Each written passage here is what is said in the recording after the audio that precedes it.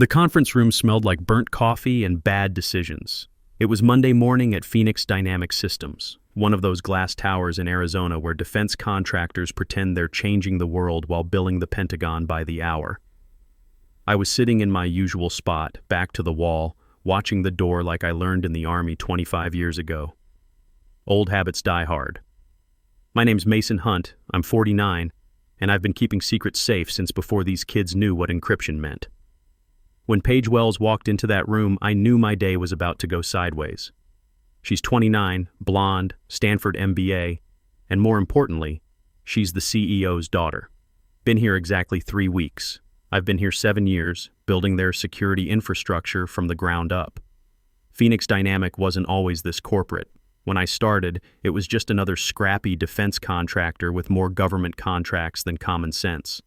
They specialized in drone technology for the military, the kind of stuff that keeps our guys safe overseas. Real work, important work. I'd spent 2 decades in Army Signal Corps before going private. Learned cryptography the hard way, in places where a broken encryption key meant dead soldiers instead of just angry customers. When you've secured communications in Afghanistan, corporate data protection feels like playing with toys. But toys that pay the bills. The company grew fast. Government money flows like water when you're building the right kind of hardware. Within 5 years, we went from 20 employees to 200, new building, fancy offices, and suddenly everyone wanted to optimize and pivot and synergize. Corporate speak for fix things that aren't broken. That's where people like Paige come in. All right, everyone, let's streamline our operations, Paige announced, clapping her hands like she was calling a sorority meeting. Her voice had that entitled ring that comes from never hearing the word no. She wore a designer suit that probably cost more than most people's rent. We're pivoting to a more agile security framework. I took a sip of my bourbon-flavored coffee. In my world, when someone starts talking about pivoting and frameworks, they're usually about to do something monumentally stupid. I'd seen this movie before at other companies. Young MBA comes in, thinks they understand technology because they took a computer science elective, starts cutting redundancies. The conference room had that familiar tension. Junior developers shifting in their seats, project managers exchanging worried glances. Everyone knew something was coming, but nobody wanted to be the first to ask what. Paige walked around the table like a general inspecting troops, except generals usually understand what their troops actually do. We've been analyzing our operational expenditures, she continued, pulling up a PowerPoint that looked like it was designed by someone who thought pie charts solved problems. And we've identified several areas where we can achieve significant cost savings through consolidation. There it was, consolidation, the corporate euphemism for we're firing people. She clicked to the next slide. A org chart with red X's through certain positions. My position. Mason, she said, looking straight at me with the kind of smile that suggested she'd practiced this in the mirror. We've decided to bring security operations in-house to our IT department. Your consulting services are no longer needed, effective immediately. Just like that. No private meeting, no transition discussion, no thank you for 7 years of keeping our secrets safe. She fired me in front of the junior techs I'd trained, in front of the project managers whose bacon I'd saved a dozen times when script kiddies tried to penetrate our systems. It was a power play, plain and simple. New sheriff in town, showing everyone who's boss. Understood, I said. My voice stayed level. 20 years in Army Signal Corps teaches you to keep your cool when everything's going to hell. What's the transition plan for the encryption infrastructure? The question hung in the air like smoke from a misfired rocket. Paige's smile faltered for just a second. Transition plan? She laughed, and it sounded like a cash register. Mason, come on. We own the servers. We own the building. We own everything. Just pack up your stuff. It will reset your passwords by lunch. You own everything, I repeated, tasting those words. They felt bitter, like bad whiskey. Roger that. I looked around the room at faces I'd worked with for years. Sarah, the senior developer who'd called me at 2 a.m. when ransomware hit our test servers. Mike, the admin who'd learned more about network security in 1 year with me than most people learn in college. Reed, the help desk kid who actually understood that security isn't just about passwords. They all looked confused. Scared, even, because they understood something Paige didn't. I wasn't just another employee. I was the guy who built the digital foundation this whole company stood on. But you can't explain architecture to someone who thinks construction is just moving furniture around. I stood up, straightened my jacket, and walked back to my office. Paige followed me like a bad smell, making sure I didn't steal a stapler or download company secrets. Protocol, she probably called it. No hard feelings, Mason, she said, leaning against my doorframe while I packed my gear. Her tone suggested she expected me to thank her for the experience. It's just business. You're expensive. We can get fresh talent out of college for a third of what we pay you. Fresh talent. Like security was an entry-level position you could fill with any kid who knew Python. I put my personal items in a cardboard box. My Army unit photo, Charlie Company 35th Signal Battalion, a picture of my Harley from last year's ride through Colorado, a small bottle of Maker's Mark for the really long days when systems went down and everyone expected miracles. Security isn't just about passwords, Paige, I said, placing my ID badge on the desk next to my still-running workstation. It's about trust and verification. The computers hummed quietly around us. 3 monitors displaying the company's security dashboard, encrypted communications flowing smoothly through channels I'd designed and built. 7 years of careful architecture, running like a Swiss watch. Don't worry about the computer, Paige said, checking her iPhone for what had to be the 10th time in 5 minutes. We're wiping it anyway. Of course you are, I said. I picked up my box and walked to the elevator. Didn't shut down the computer. Didn't log out. Didn't even lock the screen. Left everything running, just like I found it 7 years ago. Good luck with that pivot, I told her as the elevator doors closed. Yeah, whatever, she said, already typing on her phone. Have a nice life. The security guard in the lobby, old Mr. Gray, been here since the building opened, looked confused as I walked past with my box. Leaving early today, Mr. Hunt? He asked. Something like that, I said. I walked out into the Arizona heat, didn't curse, didn't punch anything, just got on my Harley, strapped the box to the back, and checked the time. 10:30 a.m. Paige thought she'd fired an employee. She thought she'd cut dead weight, optimized the vertical, achieved cost savings. She had no idea she'd just blown up the engine while the plane was at 30,000 feet. See, here's what Princess MBA didn't understand about paperwork. In my line of work, the devil isn't in the details. The devil owns the fine print. I rode my Harley through the desert for an hour, letting the engine noise clear my head. Nothing like 90 degrees of dry heat and open road to put things in perspective. The box with my personal stuff rattled against the back seat, but I wasn't thinking about coffee mugs and unit photos. I was thinking about page 47. 7 years ago, when Phoenix Dynamic was just another startup with more venture capital than common sense, they approached me to build their security infrastructure. They wanted to hire me as a W-2 employee. Standard corporate playbook. Bring the expert in-house, control everything, cut costs. I said no thanks. I've been around long enough to know that employees are liabilities to be shed when quarterly earnings dip. Contractors are creditors, and creditors have rights. More importantly, contractors own their intellectual property unless specifically negotiated otherwise. So I signed on as Ironclad Defense Solutions LLC, one-man operation. Me, my expertise, and a very carefully crafted service agreement. The company lawyers thought they were so clever. We want full ownership of any security systems you build, they said. Standard intellectual property transfer. I smiled and said, sure, we can discuss that. Then I spent 3 weeks with my own attorney, a sharp woman who specialized in defense contractor agreements, crafting something special. When I got home, I pulled the physical copy out of my gun safe. 23 pages of standard boilerplate plus addendums. I flipped to page 47 and found what I was looking for. Section 23C, Proprietary Encryption Environment Licensing. The encryption infrastructure, including but not limited to master authentication keys, security protocols, and vault architecture, developed by Ironclad Defense Solutions LLC, remains the intellectual property of the contractor. Phoenix Dynamic Systems is granted operational licensing for said infrastructure contingent upon active service agreement. Upon termination of services without approved transition period, contractor retains exclusive administrative access pending resolution of licensing transfer. Translation for people who don't speak lawyer.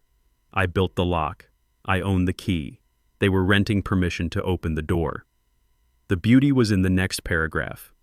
Emergency termination without transition constitutes breach of licensing agreement. Restoration of access requires completion of asset transfer negotiations, including fair market valuation of proprietary systems. Fair market valuation. That phrase was worth its weight in government contracts. Paige, in her Stanford wisdom, hadn't read page 47. Probably hadn't read page 1. She saw a big consulting fee next to my name and figured I was just another line item to be optimized. She assumed that because the servers sat in their building, the control resided there too. Like thinking you own a house because you can see it from the street. I fired up my personal laptop. A beast of a machine I keep completely separated from corporate networks until moments like this. Military habit. Always have a backup communication channel. The terminal glowed with familiar green text. I navigated to the Key Vault administration console. Here's what most people don't understand about enterprise security. The encryption isn't just software sitting on their computers. It's a service. A living, breathing system that constantly verifies permissions and grants access. Phoenix Dynamics Vault wasn't hosted on their servers. It was running on secure cloud infrastructure that my LLC paid for and maintained. Every time someone at the company tried to access encrypted files, log into secure systems, or process classified data, their computers had to call out to my vault and ask permission. Please authenticate user Sarah Brooks for classified project files. Please verify administrator access for payroll database. Please decrypt communication logs for government audit. My vault would check credentials, verify the request against security policies I'd written, then respond. Access granted or access denied. It happened thousands of times per second, so fast that users never noticed the delay. It was the digital heartbeat of their entire operation, and I was the pacemaker. I typed a status command. Green text cascaded down the screen like digital rain. Vault status, active connected clients, 1, Phoenix Dynamics Systems. Authentication requests, 1,147 per minute service level. Premium contract status, terminated. Breach conditions met. That last line made me smile. The system had already detected the contract violation. When Phoenix Dynamics HR system logged my termination without a transition code, it triggered automatic breach protocols. I had written those protocols 3 years ago, after a different manager tried to throw me under the bus during a security audit. Called it my severance package, a little insurance policy for exactly this kind of situation. The system was elegant in its simplicity. Every Monday at 5 p.m., I manually renewed the security token that kept the vault accessible to Phoenix Dynamic. It took 5 seconds and was completely routine, like watering a plant or taking vitamins. If the token wasn't renewed, the vault assumed something had gone wrong. Maybe I was sick. Maybe I'd been hit by a truck. Maybe some corporate hotshot had fired me without reading the contract. In any case, the system would protect itself by revoking access until the situation could be resolved. I looked at my watch. 2:30 p.m. In 2.5 hours, Phoenix Dynamics' entire digital infrastructure would quietly, politely, and completely shut down. I could renew the token right now, be the bigger man, call Paige, explain her mistake, offer to help transition the system over 3 months like a professional. Then I remembered her laugh. Pack up your stuff. I remembered the way she dismissed 7 years of work like it was nothing.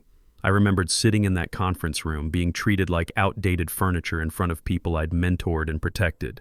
I closed the renewal window without touching anything. Instead, I opened the emergency messaging system and queued up a simple notification that would display on every Phoenix Dynamic computer when the lockdown triggered. System security lockout. Contract violation detected. Outstanding consulting fee required for access restoration. Contact Ironclad Defense Solutions for licensing negotiation. That was too generic. Paige needed specific instructions, clear next steps. I deleted the message and typed a new one. Encryption services suspended due to contract breach. Licensing fee for permanent transfer, $5,000. Wire payment to Ironclad Defense Solutions, LLC for immediate restoration. I hesitated over that number. $5 million was significant money, but not unreasonable for a complete security infrastructure. Government contractors had paid more for less sophisticated systems. And honestly, After 7 years of building Phoenix Dynamics' digital fortress, I'd earned every penny. I hit enter, command queued, waiting for 5 p.m.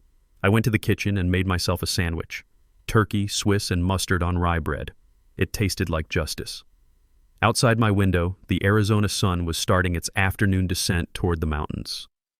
In a few hours, the business day would end. Employees would start logging off, heading home to families and happy hour plans. Except this time, their computers wouldn't log off cleanly. This time, the digital heartbeat would flatline. And somewhere in a glass tower across town, a 29-year-old MBA with too much confidence and too little experience was about to learn the most expensive lesson of her career. I took another bite of my sandwich and watched the clock tick toward 5 p.m. Tick-tock, princess. Tick-tock. 4:58 p.m. I sat on my couch, laptop open, watching the real-time log of API requests streaming from Phoenix Dynamics. The screen showed a steady river of digital traffic. Authentication request. Success. Database query. Success file. Access. Success email encryption. Success. Hundreds of requests per minute. Employees finishing their Monday tasks, sending encrypted emails to government clients, accessing classified project files.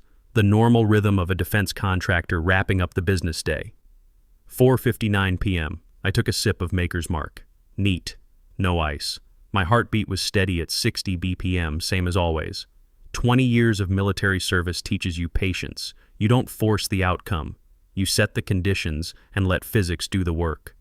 I thought about Paige, probably sitting in her corner office right now, feet up on the desk, browsing LinkedIn for her next optimization opportunity. Maybe drafting an email to the board about how much money she'd saved by eliminating redundant consulting fees. 5:00 p.m. The timestamp on my terminal rolled over. Authentication request. Denied database query. Denied file access. Denied email encryption. Denied. The river hit a concrete dam. Every request turned red. Error messages started cascading down my screen like digital lava. Error. Vault access suspended. Error. Authentication. Handshake failed. Error. Encryption keys unavailable. Error. Service contract violation detected. I closed my eyes and pictured the scene at Phoenix Dynamics. It would start subtle, just another loading spinner that takes a few seconds longer than usual. Someone trying to send an email that won't go through. A database query that times out. Then the confusion would spread. Hey, is the network down? I can't access the Johnson contract files. My screen just went blank. What's happening? The entire project dashboard is frozen. Then someone would look up at the main display, that massive 80-inch monitor in the bullpen that showed real-time company metrics, government contract status, and security dashboards. The screen that was the pride and joy of their open-concept office design. It would flicker once, then go white. And in the center, in simple black text, System security lockout. Contract violation detected. Outstanding consulting fee $5,000. Contact Ironclad Defense Solutions, LLC for immediate restoration. My phone started buzzing, right on schedule. First call, Phoenix Dynamics IT Help Desk. That would be Reed Foster, the kid who knew how to restart routers but couldn't spell cryptography without autocorrect. Sweet kid, but way out of his depth. I let it ring through to voicemail. Second call, same number, then a third. The panic was climbing the org chart faster than I'd expected. Usually it tries to fix things for at least an hour before admitting they're screwed, but this wasn't a broken server or corrupted database. This was total systems failure, and they could tell the difference. Fourth call, a new number I didn't recognize. Internal extension, but not IT. Fifth call, Paige Wells Mobile. There it was. The moment when Princess MBA stopped optimizing and started panicking. I watched her name flash on my screen, could practically hear her voice, shrill, demanding, completely unprepared for a problem that couldn't be solved with a PowerPoint presentation. I didn't answer, just watched the digital chaos unfold on my monitoring screen. The system logs told the story in real time. Every application, every server, every automated process at Phoenix Dynamics was screaming for encryption keys. And my vault was responding with the digital equivalent of a polite middle finger. Request volume spiked to 10,000 per minute, then 20,000.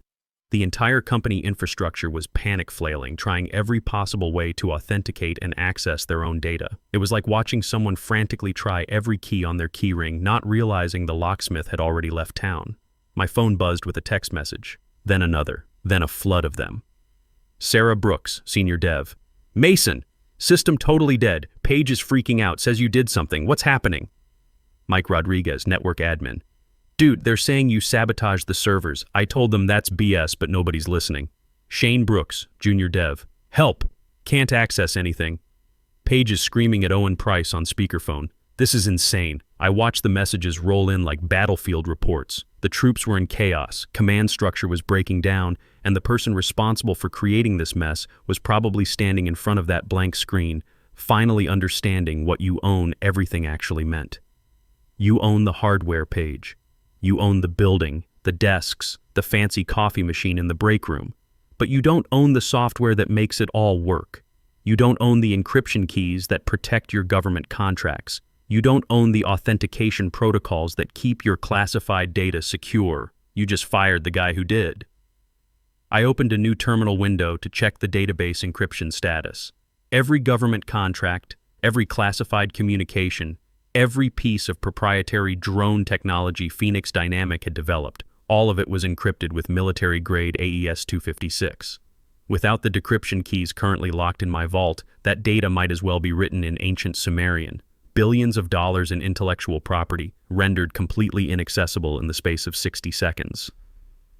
The phone calls kept coming. I'd lost count after 15. Different extensions, different panicked voices, all asking the same basic question. How do we fix this? Around 5:30, the calls stopped coming from random IT staff and started coming from much more interesting phone numbers. Washington, D.C. area codes, corporate legal departments, board members. That meant someone had finally read page 47 of my service contract. Someone had realized this wasn't a technical glitch or a cyber attack. This was a business dispute, and it was going to require lawyers instead of technicians. I poured myself another bourbon and checked the evening news. Nothing yet about Phoenix Dynamic, but it was early. Defense contractors don't usually make headlines unless something explodes or gets hacked by foreign governments. A simple contract dispute wouldn't be newsworthy, but the stock market would notice. Phoenix Dynamic was publicly traded, and when a defense contractor suddenly can't access its own classified data, shareholders tend to get nervous. After-hours trading would be interesting. My laptop chimed with an email notification. Corporate account, sent from someone's personal phone since the company email servers were part of the lockdown. Subject, urgent. System restoration required. From page.wells.personal@gmail.com. Mason. There's been a mistake. We need to discuss this immediately. Call me ASAP. The system is down and we have government deadlines tomorrow. This is costing us millions. We can work something out. I read it twice, then marked it as read and moved it to a folder labeled evidence. No greeting, no apology, no acknowledgement that she'd fired me 8 hours ago. Just demands and deadlines and the assumption that I'd drop everything to fix her problem. Classic corporate mindset. Create a crisis through incompetence, then expect the people you've screwed over to solve it for you. I closed the laptop and walked to my kitchen window. The sun was setting behind the mountains, painting the desert sky in shades of orange and red. Somewhere across town, the lights were still on at Phoenix Dynamic, but the computers were as dead as doorknobs. And tomorrow morning, when government contract officers started asking why their secure communications weren't working, Paige Wells would have some very interesting conversations about optimization and cost savings. I finished my bourbon and went to work on my wood project in the garage. A nice walnut coffee table, hand-cut joints, no shortcuts.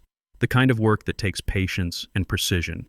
The kind of work that can't be optimized away by someone who doesn't understand what they're looking at. My phone kept buzzing on the workbench, but I was busy. Good craftsmanship takes time. And Paige Wells was about to learn that some things can't be rushed. Tuesday morning brought a different kind of chaos. The phone calls had stopped coming from panicked IT staff and started coming from much more serious people. Washington, D.C. area codes, corporate law, firms, the kind of numbers that bill by the minute and speak in Latin phrases. Someone had finally done their homework. At 8:15 a.m., a courier knocked on my door. Professional outfit, bonded and insured, carrying a thick envelope with red, urgent stripes that lawyers love so much. Inside was a cease and desist order demanding I immediately restore all systems and surrender proprietary access codes belonging to Phoenix Dynamic Systems, and threatening lawsuits for cyber extortion, breach of fiduciary duty, and intentional interference with government contracts. I read it twice, then laughed out loud. They were still treating this like some kind of ransomware attack where I was the criminal holding their data hostage. They didn't get it. I wasn't the terrorist. They were the squatters. I made coffee, sat down at my kitchen table, and drafted a response to the board of directors. I still had their personal email addresses from the original contract negotiations 7 years ago. To Phoenix Dynamic Board of Directors. From Mason Hunt, owner, Ironclad Defense Solutions, LLC, Service interruption and outstanding invoice. Gentlemen, I am in receipt of your legal correspondence dated March 16th. There appears to be a fundamental misunderstanding regarding the current situation. Yesterday, March 15th, your VP, Ms. Paige Wells, terminated our service agreement effective immediately without transition period or cause. Per Section 23C of our contractor agreement, copy attached. The encryption infrastructure remains intellectual property of Ironclad Defense Solutions, LLC. This is not cyber extortion or ransomware. This is a lockout due to contract violation and unauthorized termination. The $5,000 figure represents fair market value for permanent transfer of proprietary security architecture plus breach of contract penalties as outlined in Section 23D. I am not your employee. I am your vendor. You canceled the lease on your security system. You don't get to keep using it for free. The keys rotate automatically in 8 days. After that point, current encryption becomes permanently inaccessible regardless of payment. Respectfully, Mason Hunt Ironclad Defense Solutions, LLC. I attached a copy of the original contract with the relevant sections highlighted, then hit send. My phone rang exactly 12 minutes later. Ironclad Defense Solutions, Mason. The voice was tight, controlled, barely containing panic. Owen Price, chairman of the board, we need to talk. Morning, Owen. I assume you received my email. I did. Look, there's been a miscommunication. Paige is young, she's new to the industry. She didn't understand the complexity of our arrangement. Ignorance of contractual obligations isn't a valid legal defense, Owen. You signed the original agreement. You knew the terms. We're hemorrhaging money here, Mason, he said, his voice dropping. Clients can't access secure communications. Government contracts are stalled. Our stock dropped 22% in after-hours trading. This could destroy the company. I took a sip of coffee and looked out my kitchen window at the peaceful desert landscape. Sounds like a management problem, Owen. $5 million is impossible. The board will never approve that kind of emergency expenditure. $5 million is the replacement cost of 7 years of custom security architecture, plus penalty fees for breach of contract. It's actually quite reasonable for a system protecting billion-dollar government contracts. We can't pay it. We'll fight this in court. You can try, I said, my voice hardening. But litigation takes months. Your encryption keys auto-rotate every 10 days for security purposes. In exactly 7 days, current access codes expire permanently. No amount of legal maneuvering will recover mathematically deleted data. Long silence on the other end. I could hear muffled voices in the background, a heated discussion happening in real time. 7 days? Owen's voice was barely a whisper. Tick-tock, I said. I need to call an emergency board meeting. You know where to find me, I replied. I'll be waiting for the wire transfer. I hung up and checked my system logs. They'd stopped trying to brute force the encryption. The random access attempts had dropped to 0. Someone with technical knowledge had finally explained that you can't break AES 256 with determination and coffee. Around noon, my phone lit up with text messages from the team. Sarah Brooks. OMG Mason. They fired Paige this morning. Security walked her out with a cardboard box. She was crying. Mike Rodriguez. Dude, Owen Price is personally calling every board member. They found that email where Paige canceled your migration project. Legal is freaking out. Shane Brooks. They're trying to hack the system with some consultant from California. He took one look at the encryption and noped right out. Said it would take a supercomputer 10,000 years. I watched the messages roll in like battlefield reports. The internal collapse was happening right on schedule. Reality was finally penetrating the corporate bubble. 6 months ago, I'd proposed a comprehensive plan to migrate their encryption management in-house. 3-month timeline, detailed training program, complete documentation.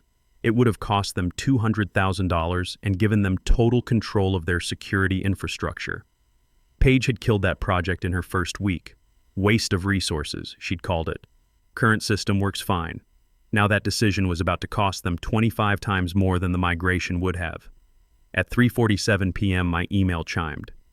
Subject, Emergency Board Meeting, Virtual Conference. From Owen Price. Mason, please join us via Zoom at 4:00 p.m. We're prepared to discuss terms. I could have declined. I held all the cards. But curiosity is a powerful drug, and frankly, I wanted to see their faces when they realized how thoroughly they'd screwed themselves. I spent 10 minutes setting up good lighting and preparing my screen sharing. Lined up the contract, the cancellation email from Paige, and current system status logs. At 4:00 p.m. sharp, I clicked the link, the screen filled with grim faces. 6 board members in expensive suits sitting in expensive conference rooms looking like they'd just received terminal diagnoses. CFO Jade Rivers looked like she hadn't slept. CTO Gary Morrison kept rubbing his temples. "Mr. Hunt," Owen said, his voice echoing slightly through the video compression. "Thank you for joining us." "Owen," I nodded to the camera. "Gentlemen." "Jade, we've reviewed the contract," Jade said, shuffling papers off screen. "Our legal team confirms your interpretation of the licensing clauses." "It's not an interpretation, Jade. It's exactly what I wrote and what you agreed to 7 years ago." "The board is prepared to authorize payment," Owen said quickly. "But $5 million exceeds our liquid capital reserves. We need time to arrange financing." "You have 6 days before the encryption keys rotate and this becomes a permanent problem," I said calmly. "After that, no amount of money will recover your data." "We understand the timeline," Gary Morrison spoke up. He looked terrible. Probably hadn't left the office since yesterday. "But surely we can work out some kind of payment plan." "Wire transfer," I interrupted. "Full amount. That's the only acceptable form of payment for a contract violation of this magnitude." $3 million, Jade countered. "We can have it wired by tomorrow morning." "No, $4 million plus we reinstate your contract at double your previous rate." "I don't want to work for you anymore, Jade. This conversation proves you can't be trusted to honor agreements." Dead silence. The board members exchanged glances through their video windows. $5 million, Owen said finally, "wired to your business account. In exchange, you provide complete access restoration and transfer all proprietary systems to our control.